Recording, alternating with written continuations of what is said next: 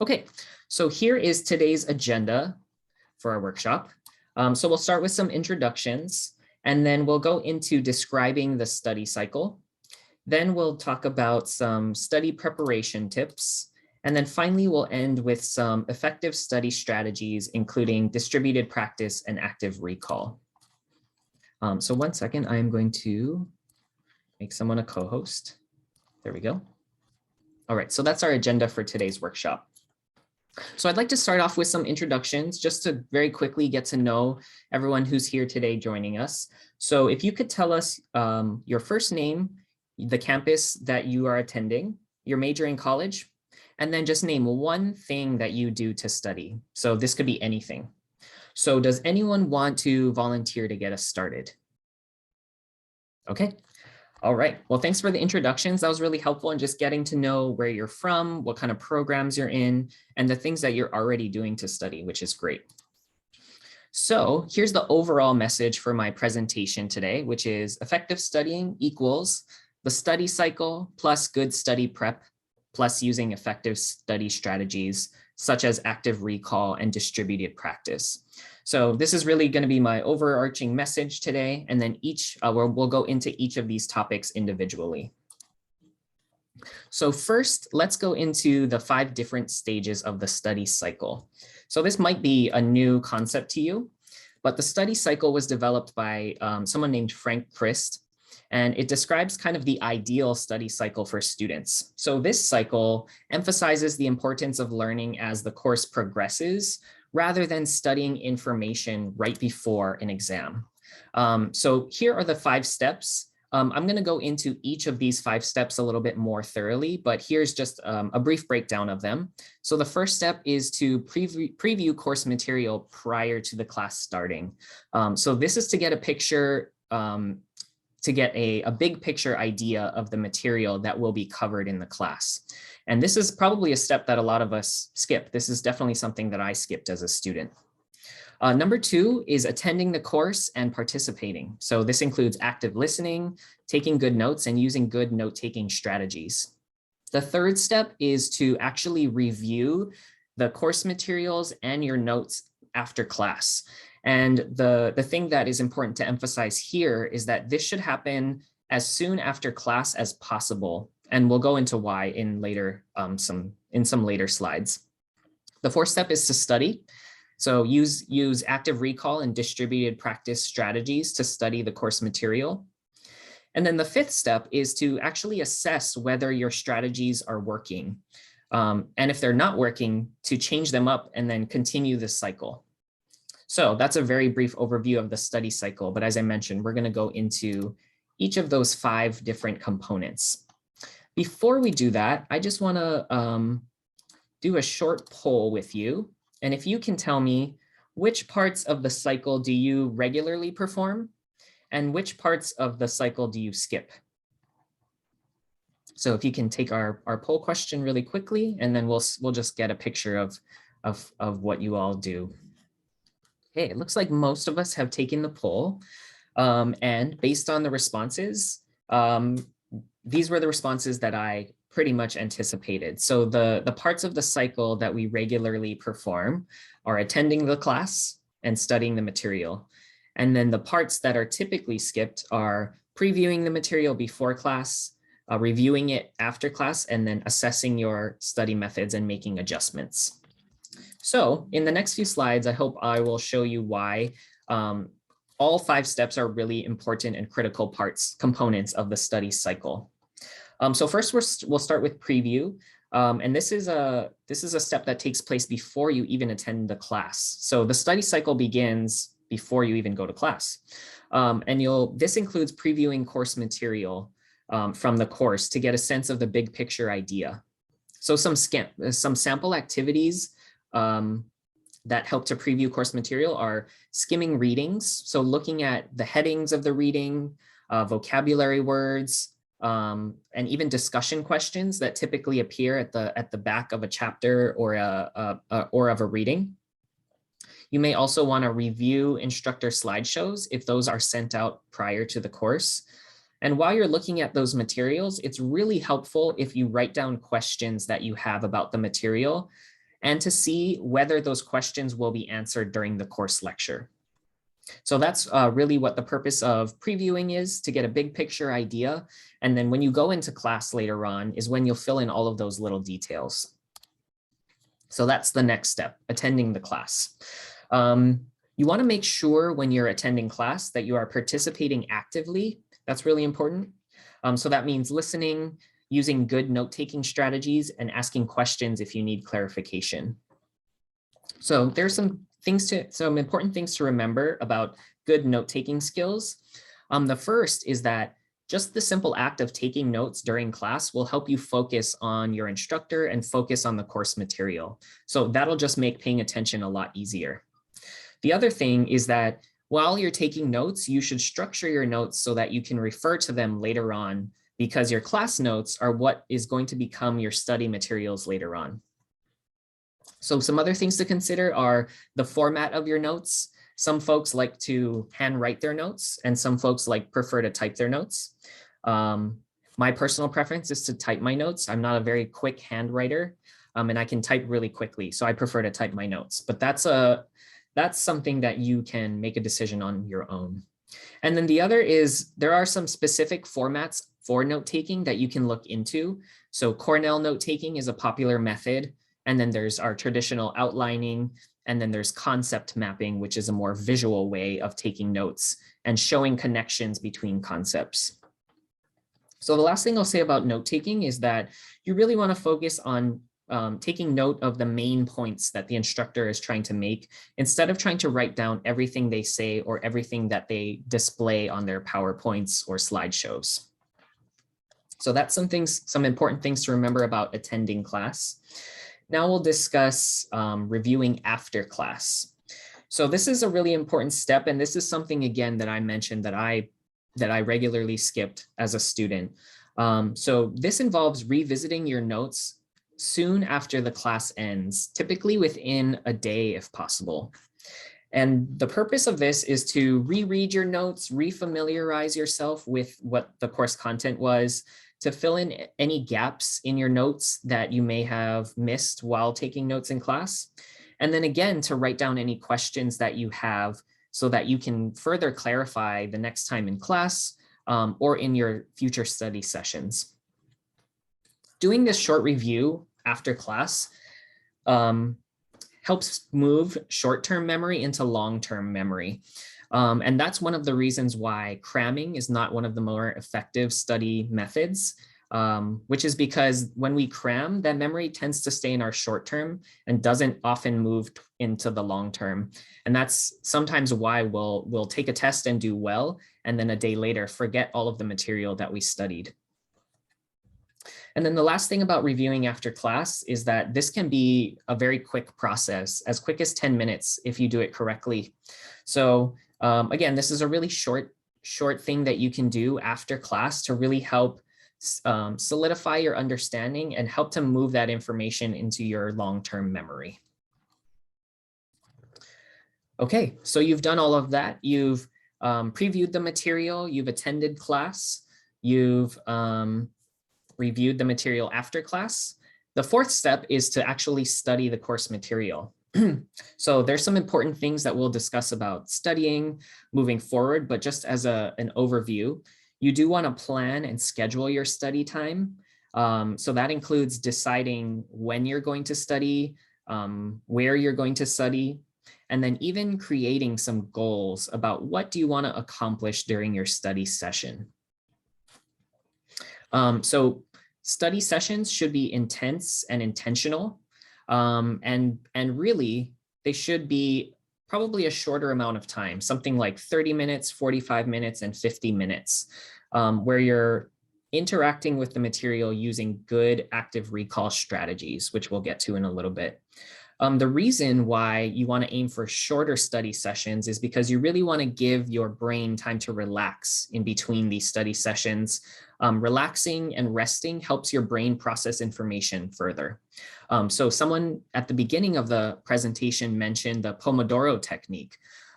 This kind of encapsulates the essence of the Pomodoro technique in that you should have intense and intentional amounts of time to study, but you should also take breaks in between that to allow your brain to rest. So that's what the next thing is about relaxing, getting a snack, taking a walk, or playing a game, something that will move your brain away from the content for a little while. Again, so it'll solidify your understanding. And then finally, after you study, you always want to make sure you review the material again, just to make sure that it all stuck. So that's the fourth step in the study cycle. The fifth and the final step is to assess yourself. So you want to assess whether the strategies that you've selected and have been using have been effective for your study. So you can determine this by asking some of these following questions. Am I achieving my goals for my study? Do I understand the material enough to teach it to others? And if so, then likely you're doing a good job. And then you can also consider your previous performance on exams, quizzes, etc. Is what I've already done sufficient enough, or should I change my approach and try something different? And again, if the strategies that you've been using aren't working, definitely switch them up and try something new. Okay, so that's the 5 components of the study cycle. Next, we're going to go into some study preparation, but I want to see what questions you have right now, if any.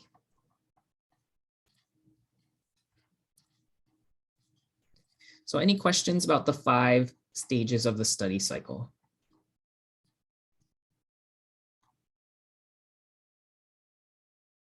Nope. All right.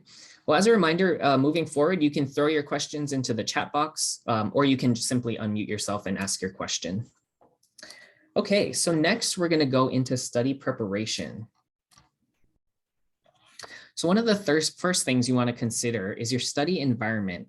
So as a student, you'll be spending countless hours studying throughout your years in college, and it's really important that you have a study environment that is comfortable and productive. So it's important here to remember that everyone has different preferences in terms of what they like, what they don't like, what helps them and what doesn't help them. And it's really important to identify your personal distractors, or the things that distract you, and do your best to minimize those within your study environment. So some common things to consider when thinking about your study environment: the space that you're studying. Is it tidy and organized? Is the space sufficient enough? Am I in a location that I feel comfortable with? Noise is a big consideration. Am I in a space that has too much noise? Am I in a space that has too little noise? Or am I in a space that has the wrong kind of noise? Electronics can also be a major distraction, mobile devices and TV. You can also consider the lighting, the climate and comfort of the space, and whether there are other people around in your immediate area. And then some other things to consider are having things that inspire you around. So quotes, photos, posters, plants. You can decide or not decide to have some sort of scent, like a candle or incense. And then another important thing to remember is hunger and thirst. So for instance, if you know you're going to be studying in the library, it's helpful to bring with you a bottle of water or a snack that you can eat while you're studying, so that you won't need to leave your study and come back at a later time. So with all of this said, I wanted to see, what is your ideal study environment like? Does anyone want to share what their ideal study environment is like?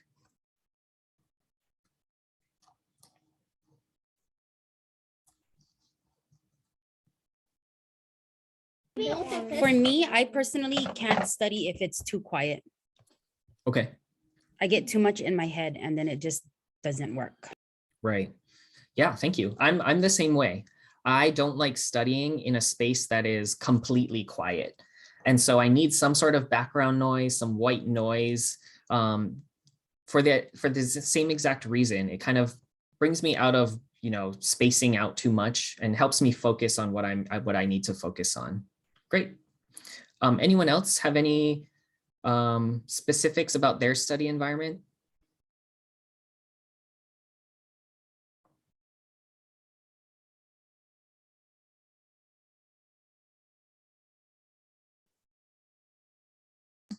Hi, everyone. My name is Ashley.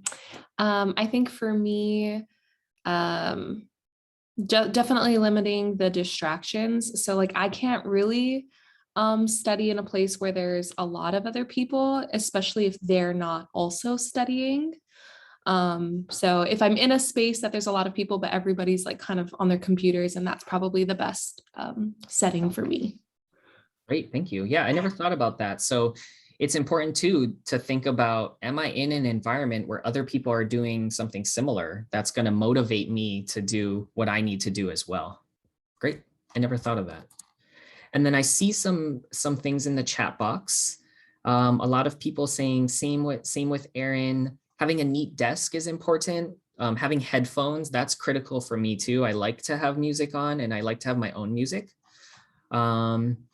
I light a candle. I need to be alone. That's great. I like background noise. And then yes, I agree with Ashley. So yeah, we all have our different preferences, things we like, things we don't like. And these little things can really help us put us in the right state of mind for studying. So it's important to think about these. So I encourage you to consider all of these things when you're thinking about your study environment. The next tip in terms of preparation is creating a study plan. So how do you create a study plan?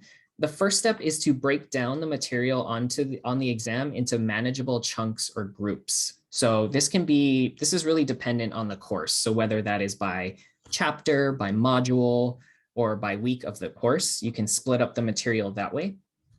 And then number two, you'll decide how long you'd like to spend studying each chunk or each group. For example, I might decide I want to spend 2 hours per group studying. And then from there, you'll decide what study materials or what tools that you'll need in order to study that material effectively. And then most importantly, you want to write down your plan and stick to it if possible. So those are the 4 steps of creating a study plan. And as I mentioned, I'll be sending out a guide at the end of the workshop if you provide your email address.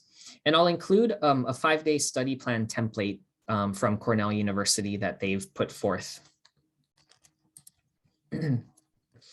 After you've created a study plan, it's really beneficial to create some SMART goals for your study sessions. These goals help you narrow down what you want to study, focus your time, and really keep you accountable for the things that you say you're going to do. So most folks are familiar with SMART goals. Can you raise your hand if you're familiar with SMART goals? Okay, so I saw some hands, not all, but I'll go over it quickly with you. So SMART goals SMART is an acronym, and it describes the characteristics of the goals that we want to set. So S stands for specific.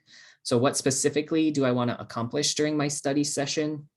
M is measurable. How will I know that I've accomplished my goal? A is actionable.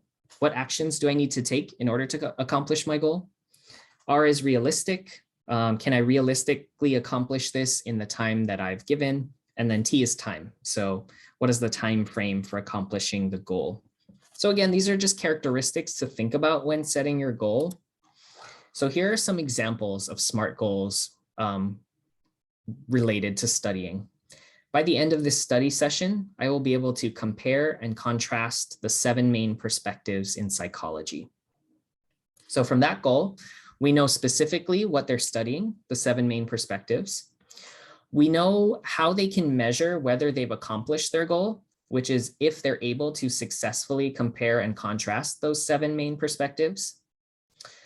We know what actions they need to take in order to accomplish it, which is comparing and contrasting. We know this is fairly realistic, and realistic is a personal subjective characteristic, but this does seem realistic in the time given. And then timely, what is the time frame for accomplishing this goal? So the time frame in this case was by the end of the study session. So does that help to explain a little bit about what SMART goals are and how you can use those for study? Okay, great. If anyone has any questions about SMART goals, let me know. Okay. So now we're going to talk about creating some effective study tools. So now that you've created a study plan, now you need the tools in order to conduct your study session. So how do you make effective note cards and flashcards? Note cards and flashcards are one of the best ways to study because they promote active recall. And on a later slide, I'll go into specifically what active recall is. But here are some tips about making good flashcards. One of the tips is to mix pictures with words because images are more easily remembered than words. So if you want to,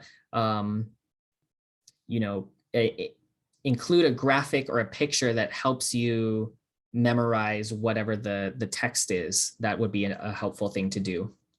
You can also use mnemonic devices, which help you to make connections between pieces of information. So does anyone know what this mnemonic device is? PEMDAS. It's a fairly common one.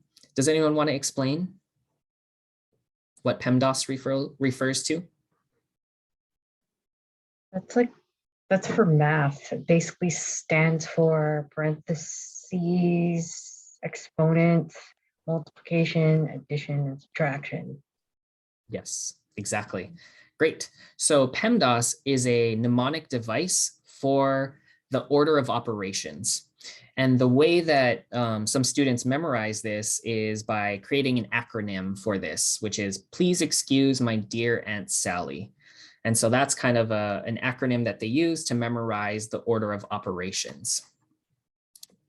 So you can include those as a helpful tip. Another helpful tip is to only include one fact per note card. The reason for that is because you may find yourself memorizing or learning one of the facts, but not the other. And it'll become confusing when you put both of those things onto one note card. So it's easier to keep them separate. Break down complex concepts into multiple questions that can be answered with individual note cards.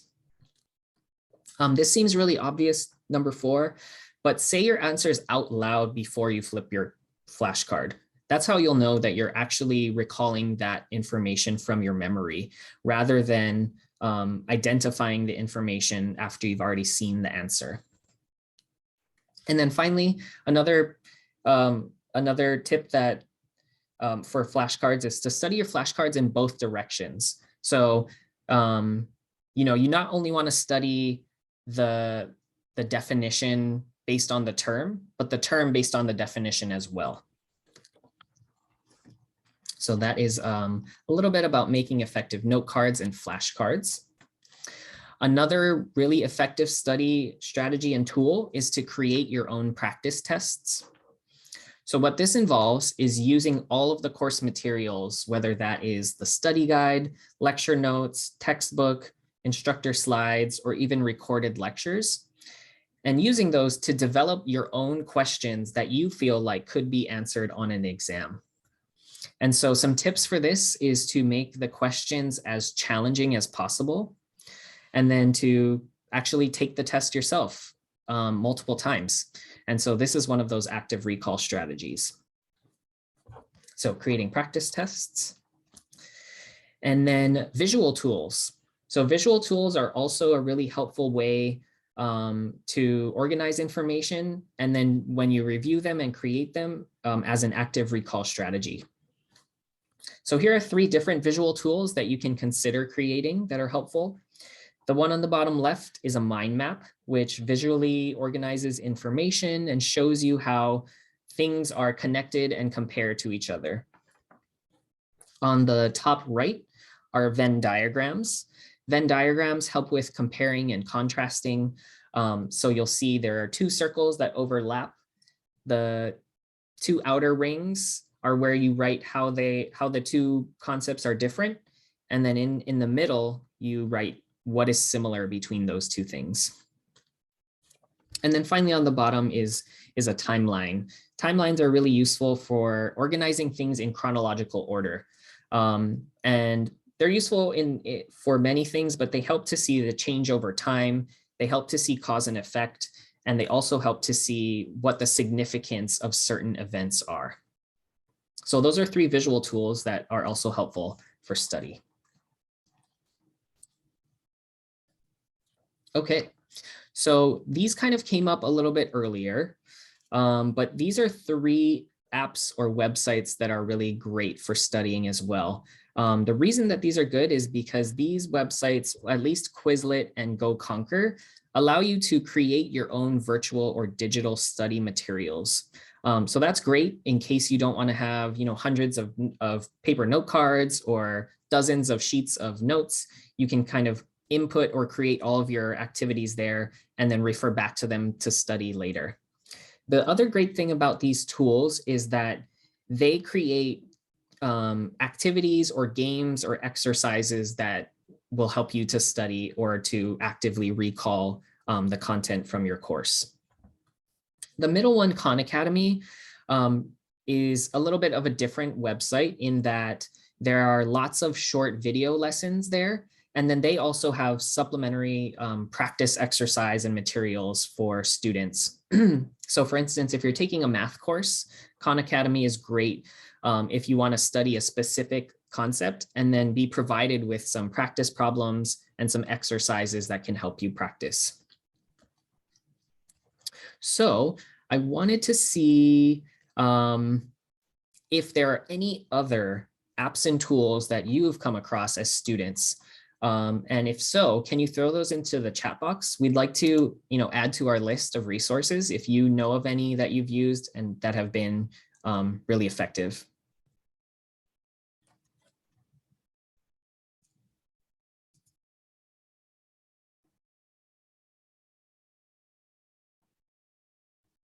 I am seeing some discussion in the chat, which is great. So someone mentioned that notes on laptop weren't effective. And then thank you, Jordan, for responding. There are some studies that suggest that people remember more when they handwrite their notes. So that is something to consider. But ultimately, it really is a personal decision.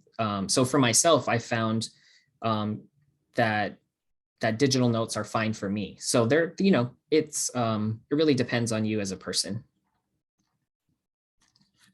Oh, and then Kelsey mentioned the YouTube channel Crash Course is super helpful. Awesome, thanks. I'll take a look at that afterwards and see. Any other resources you wanted to throw into the chat?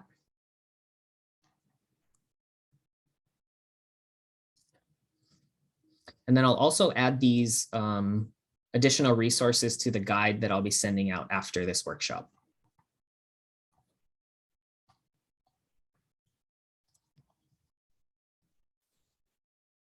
Okay, so this is my favorite tip and strategy for studying. This is the way I studied most effectively in college, is to teach or explain to others. So when you study with other people, whether that's other students or just your friends and family, you're providing yourself or the other person the opportunity to teach or explain the material to one another out loud. And really, that's one of the best ways to demonstrate understanding and to test your knowledge. So if you want to refer to this quote to the right, it says, if you want to master something, teach it. And that really speaks to the effectiveness of this strategy.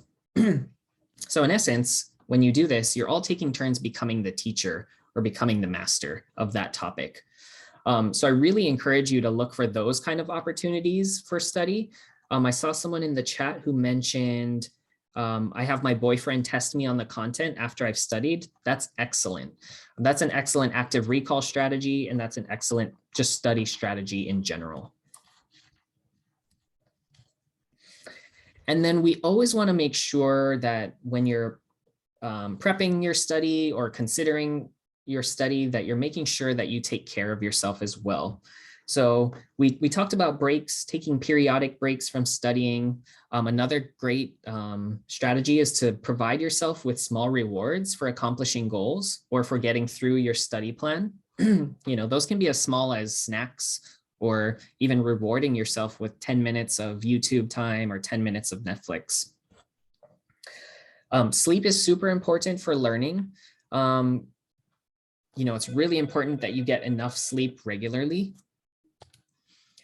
because that helps improve academic performance and improve your concentration. And then finally, there's self-care. So don't forget to take time or to include time in your plan to do activities that you enjoy and that help you reduce stress. Sorry about my phone ringing. Okay, so that was all about prepping to study. So we included taking care of yourself, teaching or explaining to others, and then the types of study materials that you can create for effective study. So now we want to get into 2 effective study strategies, which are distributed practice and active recall. So distributed practice is really important. But before I go into what distributed practice is, I want to note that one of the biggest mistakes students make in studying is cramming. What is cramming? Can anyone explain what cramming is?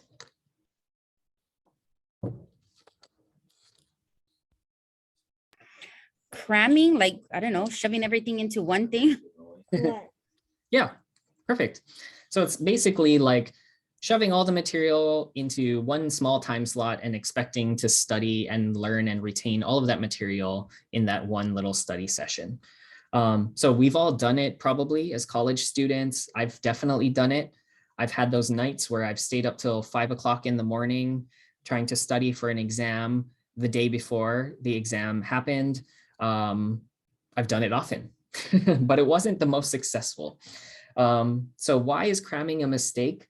We kind of mentioned this already, but information is less likely to stick because it hasn't moved into your long-term memory yet.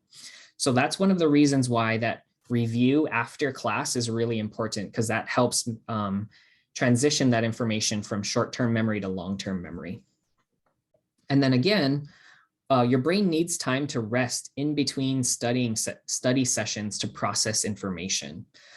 So even though it might seem counterintuitive to take breaks from studying, taking breaks is actually one of the things that will help your brain process information better. And then finally, cramming can lead to feeling overwhelmed and stressed, which negatively impacts learning. And so instead of cramming, we really want to aim for distributed practice. So distributed practice, as opposed to cramming, is where learning, studying, or practice occurs over multiple or several sessions over a long period of time. So for instance, instead of cramming the night before your test for 8 hours, it's better to distribute that over time and to study for 45 minutes per day for the 10 days leading up to the exam. And again, why is this better? Because we know it's better for long-term learning. And something else that is really interesting is that one thing researchers found is that even when the study time is equal, students who use distributed practice learn and retain more. So even if you both studied 8 hours total, the student who distributed that practice over 10 days was more successful in learning and retaining that information. And that's one of the reasons why we say creating a study plan and sticking to that plan is so important. Okay, active recall. So I've mentioned active recall several times. Active recall is actively stimulating your memory to recall information. So it's a little bit different than recognition. It's not the same. Recognition is, oh, I've seen this concept before. I can recognize it if a question is asked on a test, rather than recalling that memory and the information completely from memory. So again, it's a more effective and efficient way to review rather than passive review and recognition. So I'll talk a little bit about passive review and recognition first. Passive review are things like rereading your notes, rereading your textbook, rewatching the lecture, highlighting a textbook, and then just the simple act of taking notes. Recognition is something more like matching questions and multiple choice questions, where if you're provided with some of the context, you can you can answer the question correctly. And so while both of those things help us to learn and retain some information, it's far more effective to use an active recall strategy. So some of our active recall strategies include creating and studying note cards and flashcards, creating and studying practice tests, creating visual tools like mind maps, Venn diagrams, and timelines, testing yourself out loud, creating study groups where you are able to teach and test one another out loud. And then, as I mentioned previously, predicting and answering exam questions. So that's a little bit about active recall versus passive review and recognition. So now I just kind of want to summarize all of the information that I presented today so that it makes a little more sense to you. So as a summary, here are the three main topics that we covered today. So first was the study cycle. So it's important to follow the study cycle to ensure that you're maintaining good habits and to make studying as effective and efficient as possible. And then in terms of your study prep, you want to do three things. You want to create a study plan ahead of time that includes the dates and times you're going to study and what you want to accomplish during those study sessions. You also want to mention, the specific content that you'll be reviewing during those study sessions. So whether that is chapter 1 or module 3, you just want to break up the content from the exam so that it's more manageable. Again, you want to set up your study environment to prevent as many distractions as possible. And then you want to create study materials that you can actually study from using active recall strategies. So those include study guides, practice tests, and then those flashcards that we talked about. And then finally, you want to, after you've gone through the study cycle, done your study prep, then you want to utilize effective study strategies.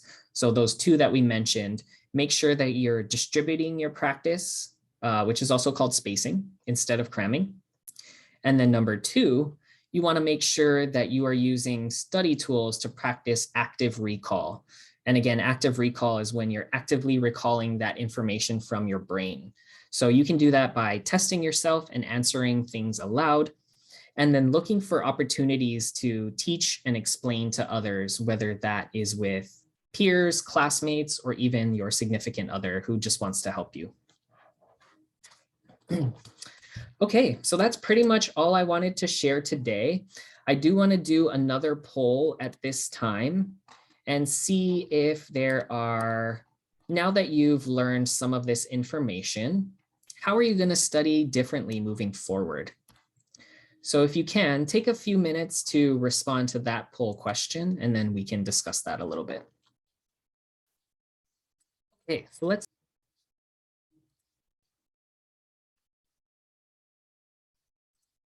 Okay, so here are some of your responses. Distributed practice, finding opportunities to teach others. That's excellent. I will use digital flashcards for active recall. Pace the reading, so I'm not doing it in one shot, making it overwhelming, taking breaks to reset my brain for retention. Excellent. After knowing all this information, I feel that it is better for me to review the material prior to class. I usually wait until after my 2 lecture days to look at the material, but now I feel it will be more effective to see what the week will be about. Great. Yeah, so and previewing material can be a really fast and easy strategy. So it's something I think we can all try out. I will study differently, trying out distributed practice. I hope this will work because I'm struggling in chemistry right now, and knowing that I will only have to study for 45 minutes, 10 days prior doesn't seem so bad. Yeah, when you break things up that way, it makes it a lot less intimidating, where you're not looking at a giant amount of material and saying, I need to learn all of this material in the next 10 hours. Great. I can use strategies. I can create a study plan, take breaks, and use flashcards. Great. Using active recall strategies. Excellent. Making a plan and being consistent. Reviewing notes after class, better prepare for study time, create flashcards. Great. So thank you all for that. I'm really excited to see that you'll be trying some new strategies moving forward in your study. And then with that, I just want to say thank you for attending our study strategies workshop. Again, we really would appreciate some feedback on our workshop so we can improve in the future. So if you want to scan that QR code to complete the feedback form, or we'll also put the link in the chat. As I mentioned, if you'll be receiving extra credit for this workshop, be sure to include your instructor's name so that we can provide them with that information. And then as well, I'll share this slideshow and the Google Doc guide with you in a follow-up email. But with that, I just want to say thank you so much. Are there any questions right now that I can answer?